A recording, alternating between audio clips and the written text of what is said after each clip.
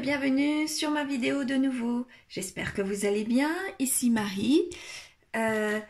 Aujourd'hui, nous allons voir non pas le fonds de secours, comme nous avons vu en premier, non pas l'épargne de précaution, mais cette fois-ci, c'est le défi des 100 enveloppes. Enveloppe. Ou ce qu'on appelle les 5050. Donc comme pour les deux autres vidéos, cette fois-ci, je vous présente toujours de la même façon, à savoir ce que c'est, quand et pourquoi le faire, comment le construire, à quel moment le faire, où le placer, et une fois constitué, quoi faire et mon cas personnel ensuite. Voilà. Je vous fais voir ça tout de suite. Donc en premier, qu'est-ce que c'est? Le défi. Qu'est-ce que c'est? Le défi des 5050. C'est tout simplement pas tout à fait une épargne, pas tout à fait un défi.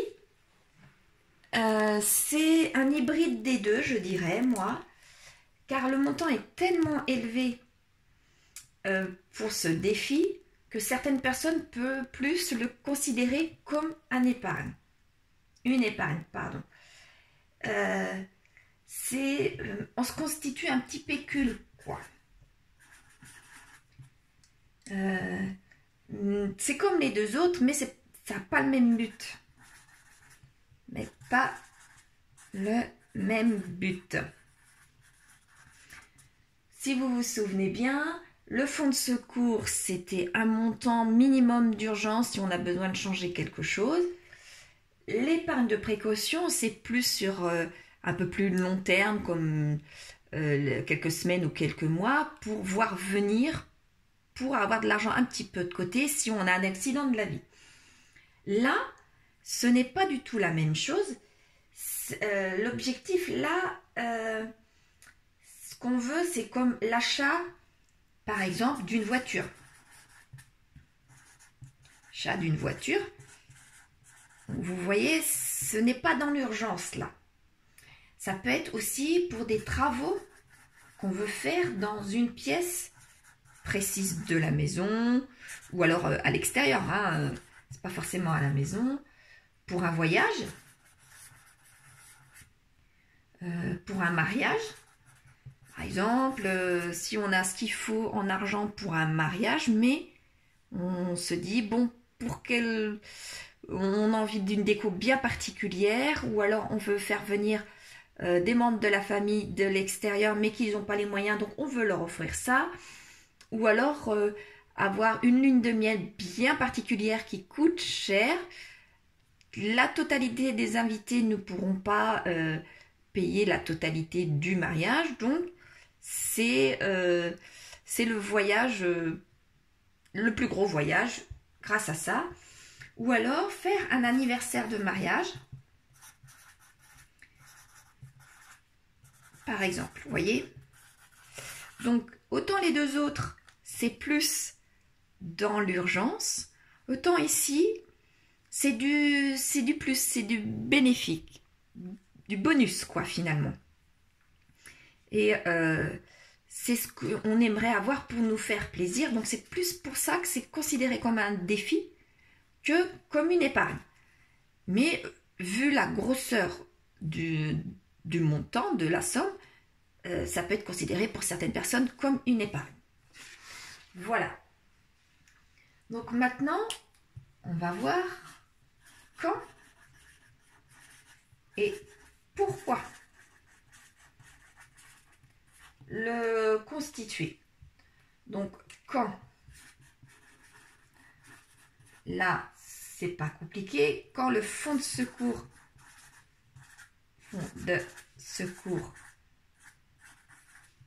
ok, quand il est fait, absolument.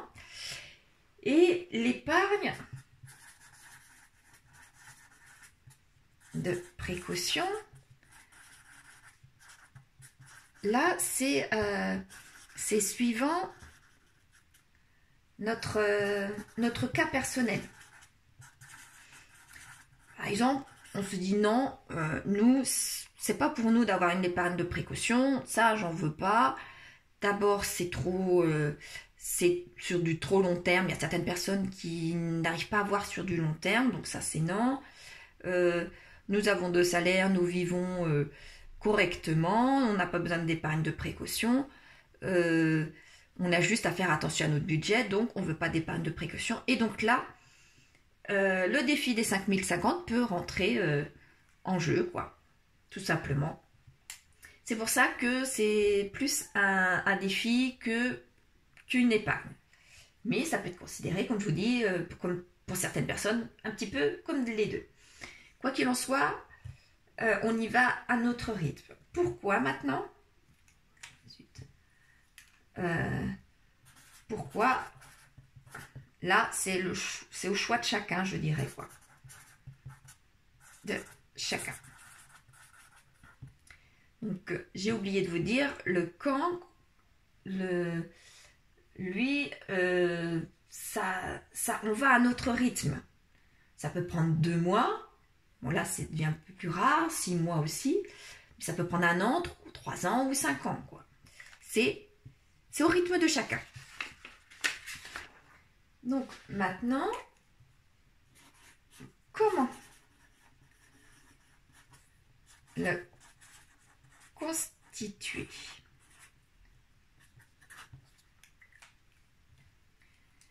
C'est quand il nous reste de l'argent,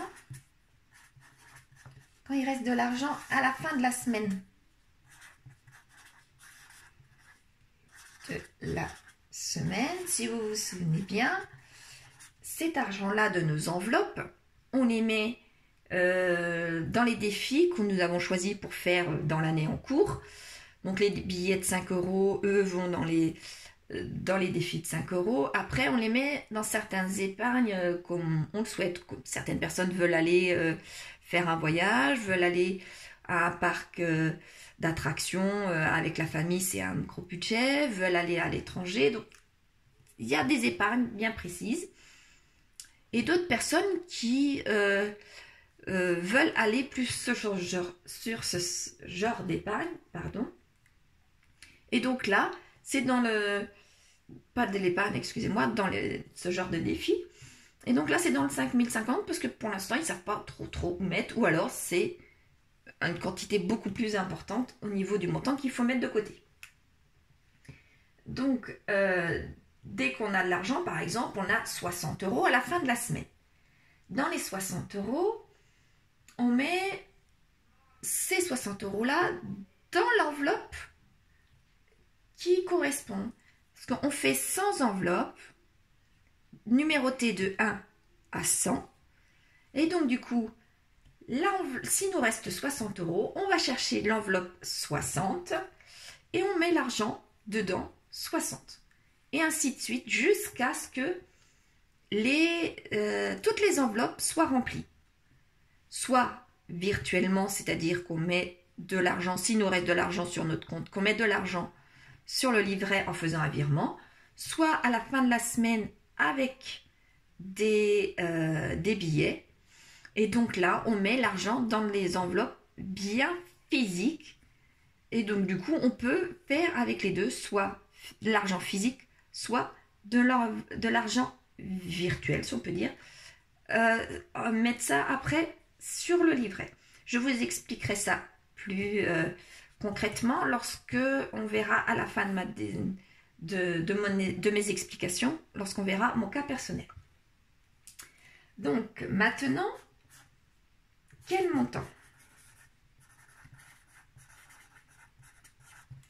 Comme je vous ai expliqué, l'enveloppe numéro 1, c'est 1 €. L'enveloppe numéro 2, c'est 2 €. etc., etc. Jusqu'à arriver à l'enveloppe numéro 100 pour 100 €. La totalité de toutes ces enveloppes nous fait tout simplement 5050 € pour 100 enveloppes. C'est pour ça que quelquefois nous disons le défi des 5050 et quelquefois c'est le défi des 100 enveloppes. Je trouve que pour certaines personnes qui commencent, qui ont un petit budget ou qui, pour X raisons, ne peuvent pas faire les 5050, ça peut être très très lourd effectivement et très impressionnant de se dire oh là là, je vais devoir mettre 5050 €, comment je vais faire pour les trouver? On est parti en général sur une enveloppe qui commençait à 1 €. Mais rien ne nous empêche de constituer ce petit pécule en commençant la première enveloppe à 10 centimes. Et après, augmenter. On n'arrivera pas à 5050 effectivement, mais on aura tout de même un début d'épargne, un début de pécule. Bon, après, on peut aussi commencer la première enveloppe à 1 centime. Mais là, on aura l'impression de vraiment pas monter beaucoup. Mais c'est au choix de chacun. Le principal, c'est de commencer quelque chose et se dire à la fin de mes 100 enveloppes, j'aurai de l'argent pour moi.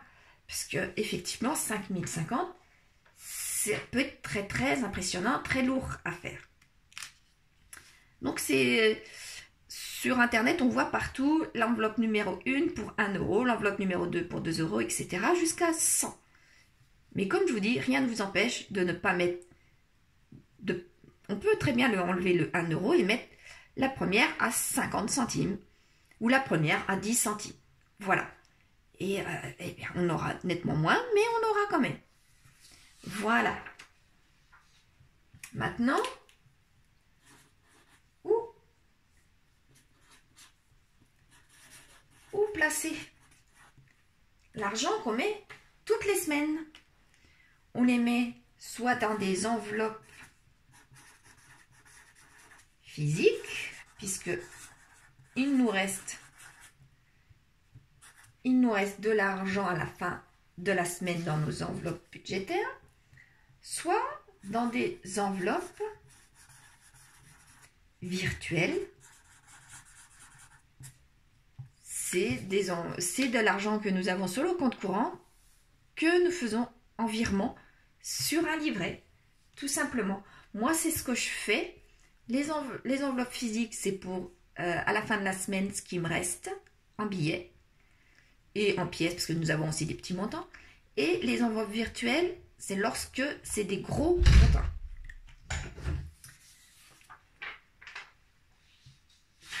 Là, excusez-moi, hop, 6. Une fois constitué,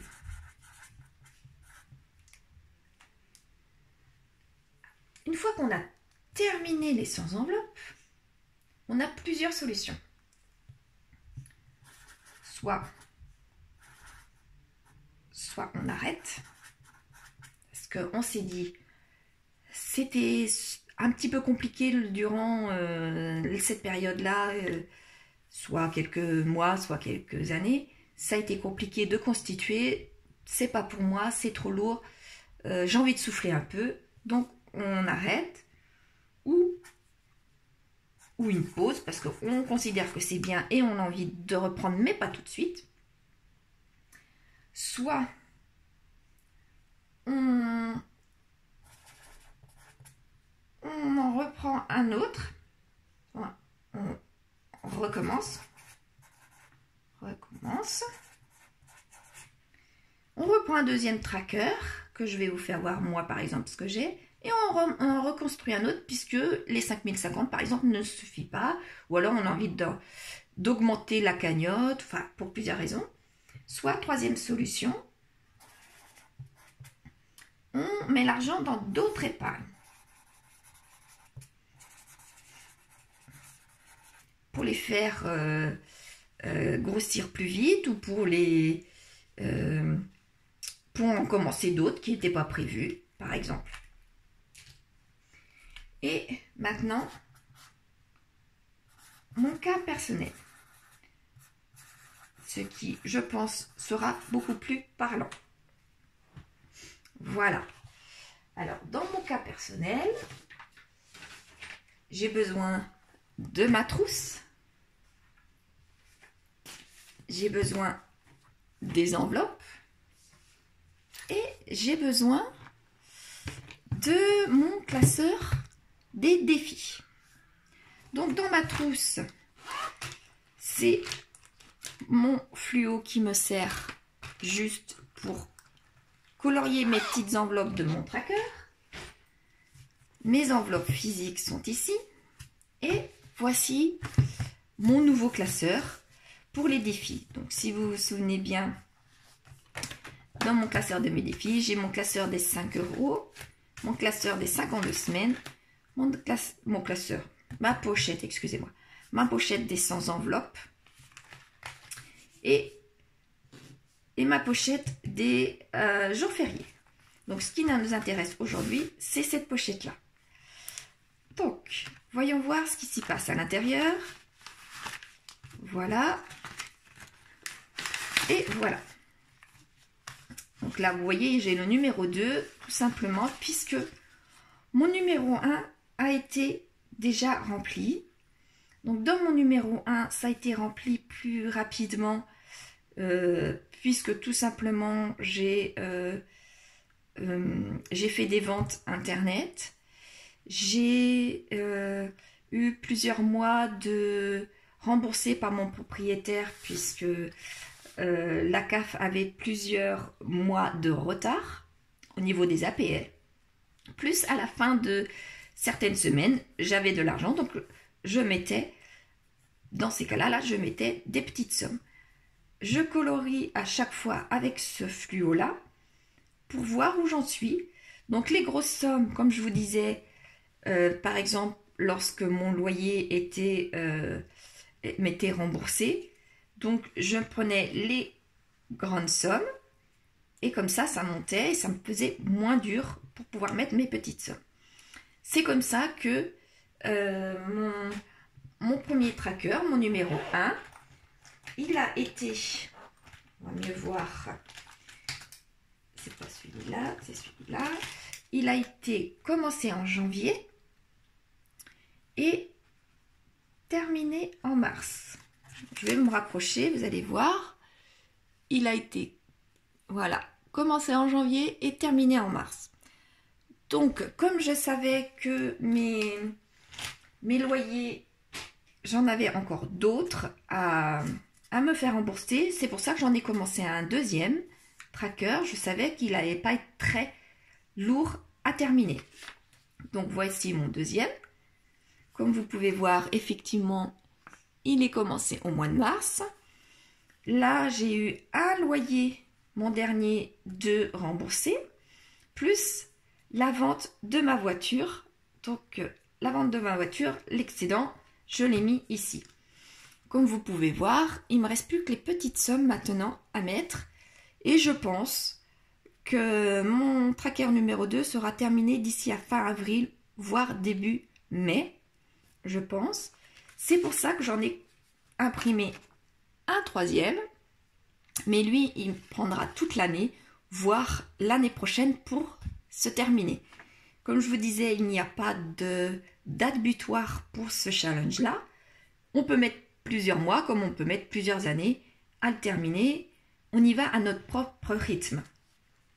Donc, à chaque fois qu'on met de l'argent dans une enveloppe physique, lorsqu'il nous reste, par exemple, à la fin de la semaine, 20 €, on va chercher l'enveloppe 20 € dans tout ce tas-là.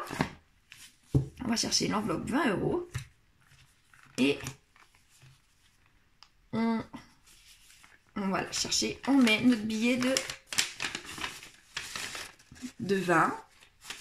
Lorsque, par exemple, j'aurais eu 21 €. 21 €, ah bah parfait, j'ai mon enveloppe 21, j'ai mon enveloppe 20 aussi. Vite, là. J'aurais eu 21 €. Je prenais mes deux enveloppes, 20 et 1. J'agrafe pour bien dire qu'elles sont ensemble. Pour une semaine, j'ai mis 21. Et je viendrai colorier le 20 qui est ici et le 1, tout simplement. Le but étant de tout terminer. On va au rythme qu'on veut et on fait à la vitesse qu'on veut et dans l'ordre que l'on souhaite aussi. Donc là, par exemple, donc, je vous ai fait voir le 20 et le 1. Là, j'avais un montant beaucoup plus important. Vous voyez, j'avais le 15, le 25, le 35 et le 45. Donc, j'ai tout agrafé, mais là, en l'occurrence, c'est un trop bon, mais ça revient au même. J'ai tout agrafé ensemble et j'ai mis le montant dans une enveloppe. Hop, je vais l'enlever. J'ai mis le montant dans une enveloppe. Comme elles sont agrafées ensemble, ça ne va pas bouger. Vous voyez, elles sont toutes là. Tout simplement. Une fois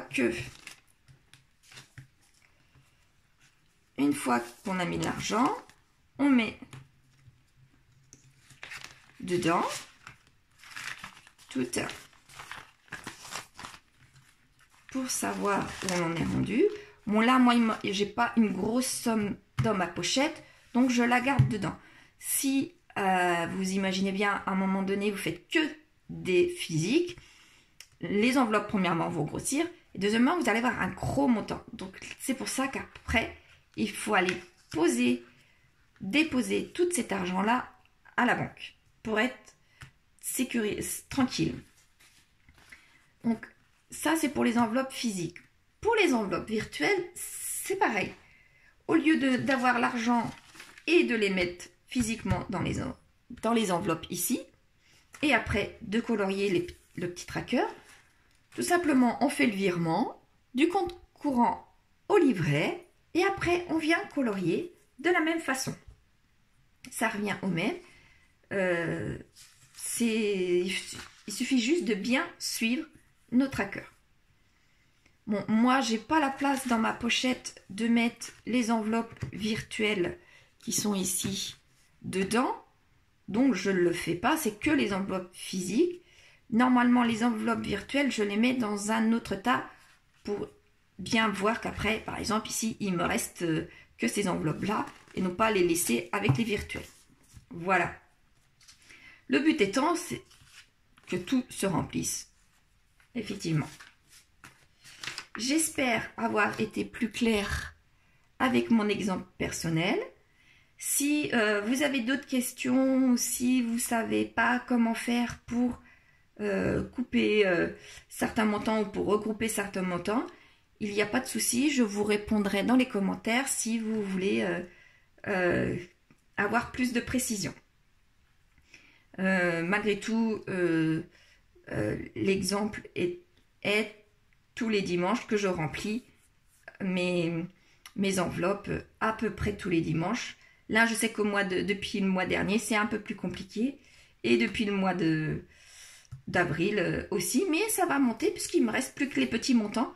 Donc, ça va être moins compliqué. Comme je vous dis, moi, mon deuxième tracker, logiquement, devrait se terminer au mois d'avril ou alors au mois de mai. Voilà.